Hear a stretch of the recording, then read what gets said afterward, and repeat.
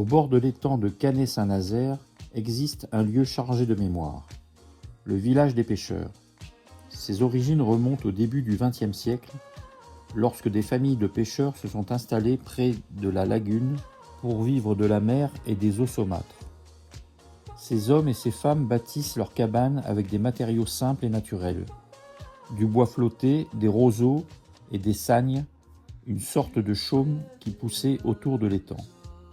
Ce village, à l'époque, comptait plusieurs dizaines de familles. La vie était rude, mais solidaire. Les pêcheurs travaillaient surtout le mulet, l'anguille et parfois le loup, qu'ils vendaient ensuite sur les marchés voisins. Le rythme de la communauté était lié aux saisons, aux marées et à la patience que demandait la pêche traditionnelle. Avec le temps, l'urbanisation et le développement touristique de la côte roussillonnaise ont bouleversé ce mode de vie. Dans les années 60-70, beaucoup de cabanes furent abandonnées ou détruites. Pourtant, la mémoire des anciens n'a pas disparu. Grâce aux efforts de la municipalité et des associations locales, une partie du village a été reconstituée et restaurée. Aujourd'hui, une dizaine de cabanes se dressent encore, préservées comme un témoin vivant du patrimoine unique.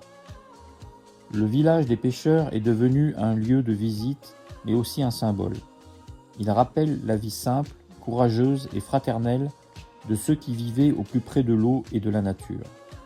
Lors des fêtes traditionnelles comme la Saint-Pierre, on y célèbre encore la mémoire des marins et des pêcheurs disparus.